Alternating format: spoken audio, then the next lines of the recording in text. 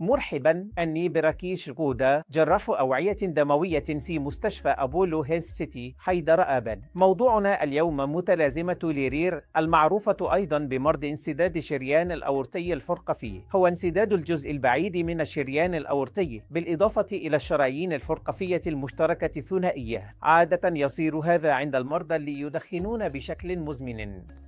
المرضى الكبار بالعمر ممكن يصير عدهم متلازمة لرير. الأسباب الثانية تشمل المرضى اللي عدهم أمراضا تخثرية أو قابلية يصير عدهم أمراضا تخثرية، أو مرضى شرايين التاجية، أو اللي عدهم جلطات داخل القلب.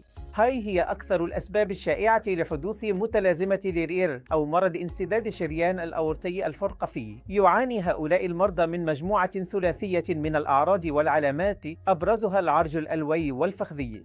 يعني المريض راح يحس بألم بمنطقة الورك والفخذين أثنينهم أثناء المشي. المسافة ممكن تختلف من 10 أمتار أو حتى وهو مرتاح إلى 500 متر أو أكثر. فحسب مرحلة الأعراض لازم يتم علاج المريض. العرض الثاني هو غياب النبض الفخذي الثنائي أثناء الفحص السريري. لما يجي المريض للمستشفى ونفحصه نلاحظ مكو نبض فخذي بمنطقة الحوض.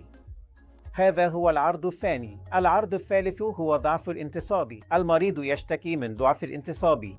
هل ثلاثية من الأعراض والعلامات تسمى متلازمة ليريش؟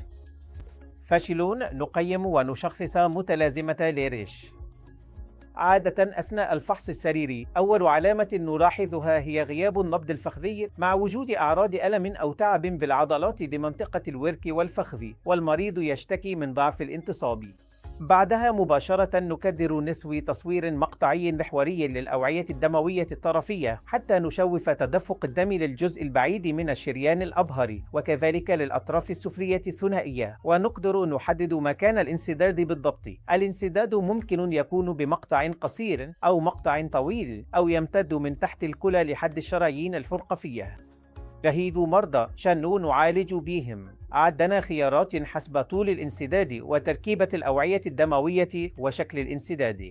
إذا الانسداد كان قصير، يعني إذا أكو انسداد بمقطع قصير بالأبهر وأيضا بشرايين الفرقفية العامة، الخيار يكون نسوي رأب وعائي مع دعامات للشرايين الفرقفية الثنائية، واللي يسموه أحيانا رأب وعائي بالدعامات المتقابلة كيسنج ستانت أنجيوبلاستي.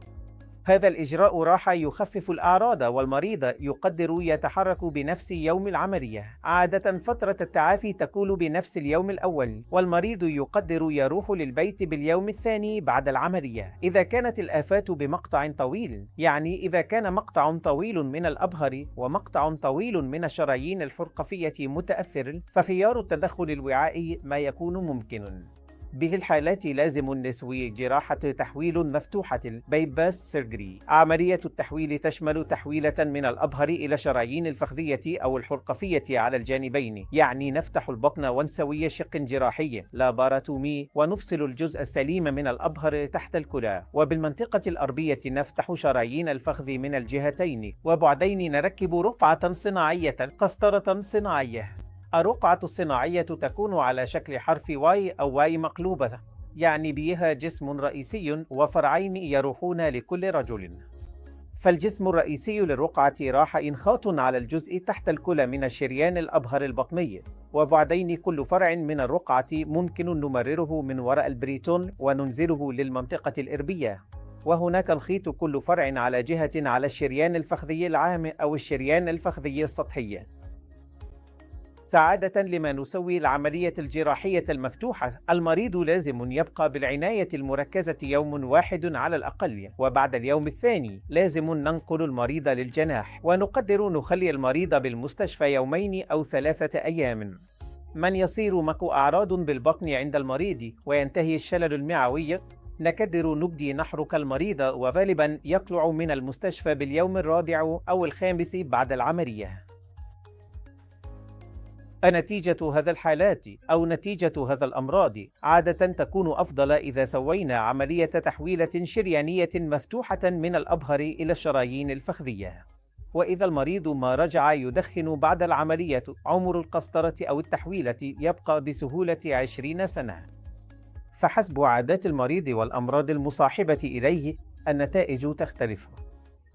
إذا المريض تارك التدخين والكحول نهائياً، تكون النتائج أحسن بعد العملية، سواء كانت عملية تحويلة مفتوحة أو قسطرة بالبالون وتركيب دعامات كيسند ستنت.